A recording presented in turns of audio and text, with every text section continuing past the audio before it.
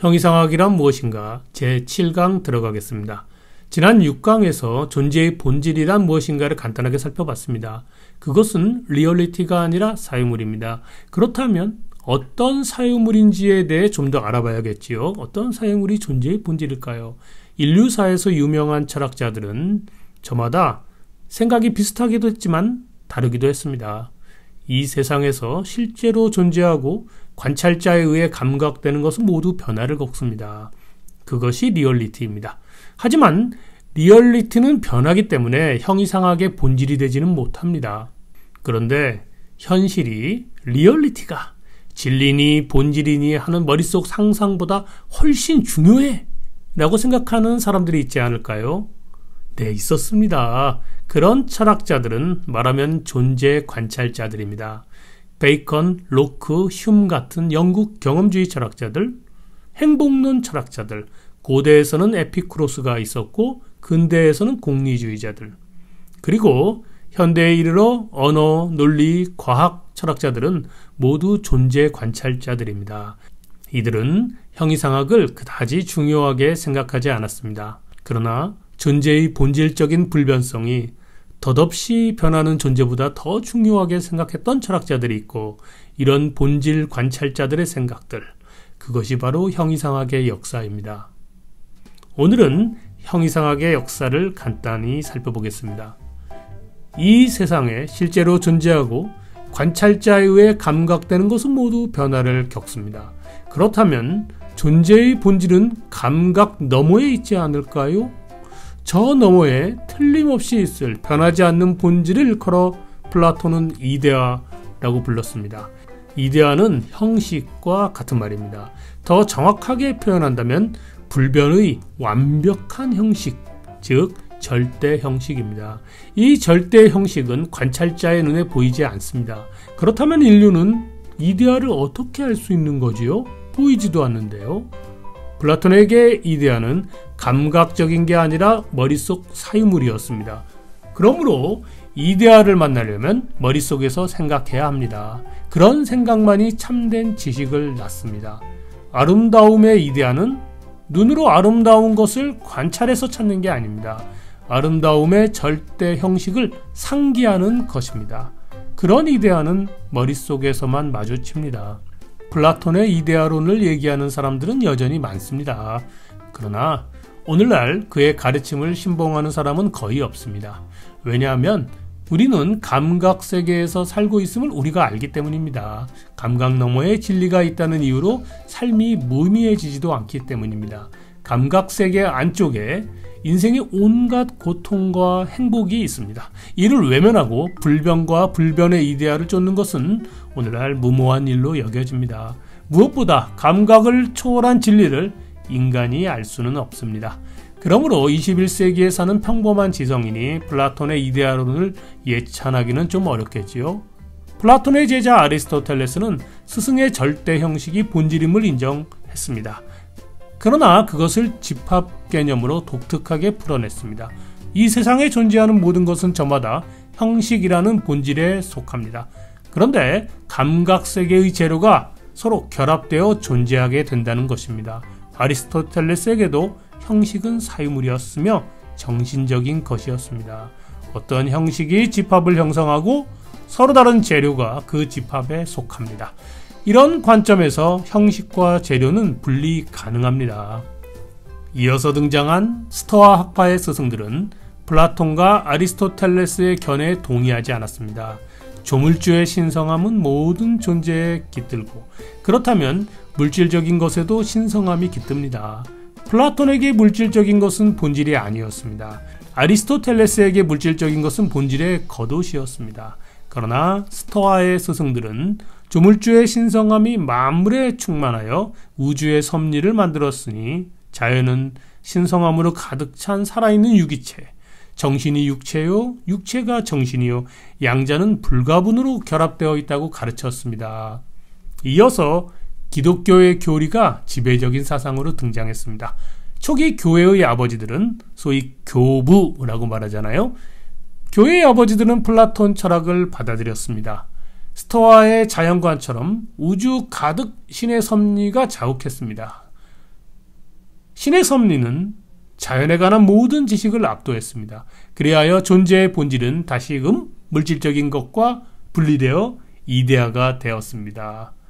플라톤과 달리 이데아는 이성적인 사유가 아닙니다. 종교적인 믿음으로 바뀌었습니다.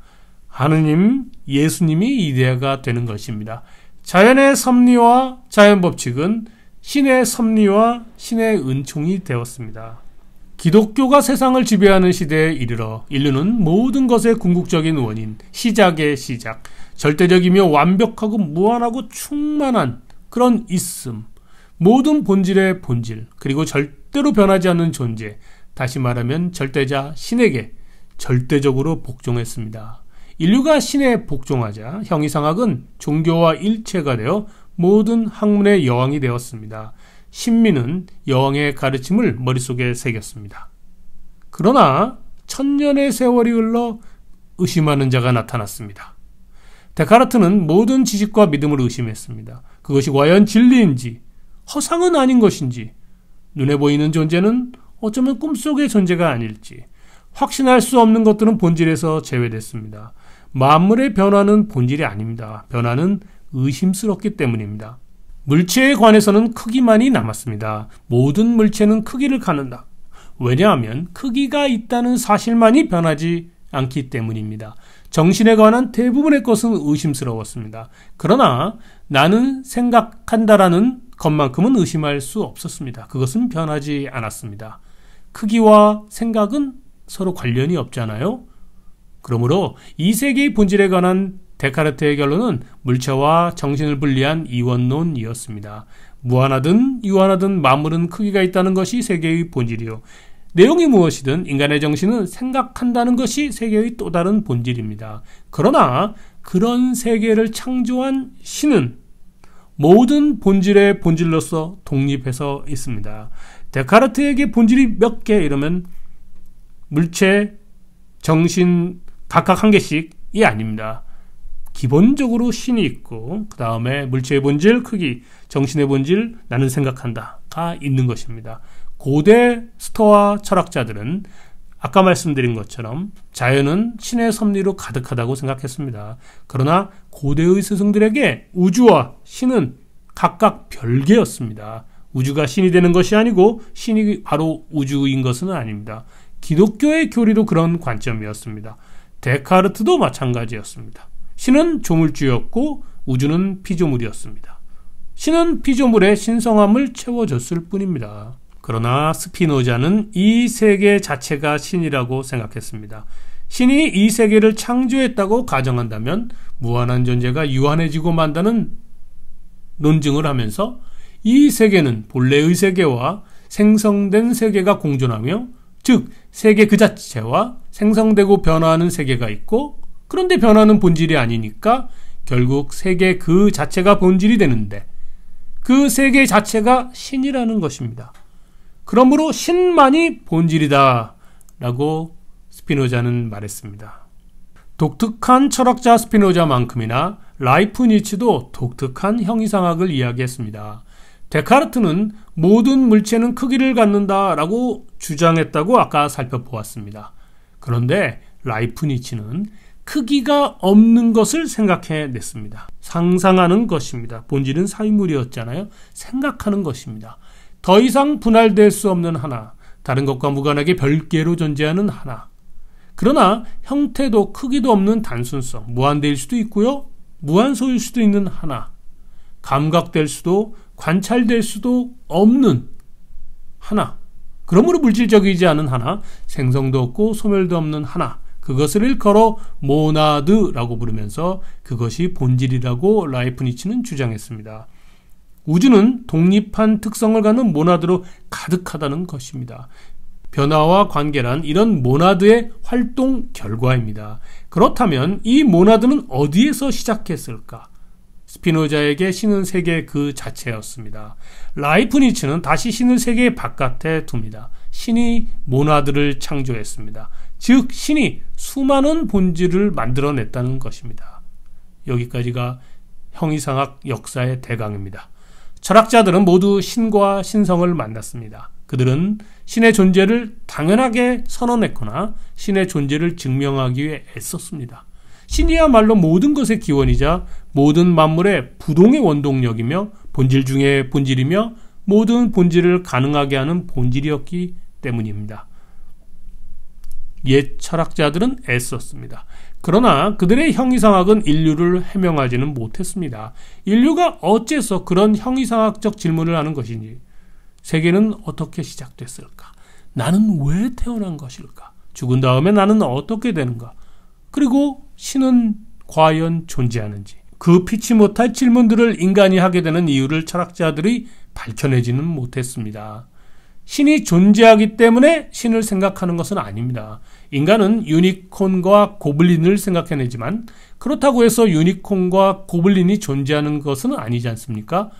인간은 인공지능을 만들었습니다. 그러나 인공지능이 자기가 왜 태어났으며 우주의 시초가 무엇인지 궁금해하는 것도 아닙니다. 생명이라고 해서 모든 유기체가 내세의 삶을 생각해내는 것도 아니지 않습니까?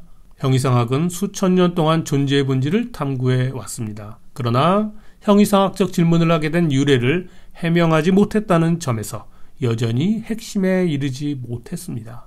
우주 삼라만성의 본질을 알고자 했던 철학자들은 각자가 이 세계의 관찰자였습니다. 그들이 섬세한 관찰자가 되어 세계의 본질을 탐구했던 것입니다. 그것을 오늘 이 강의에서 살펴보았습니다. 세계의 본질은 있을 것입니다. 아니, 있습니다. 그것은 변화하지 않는 것입니다. 관찰자의 눈에 보이는 것은 아니었습니다.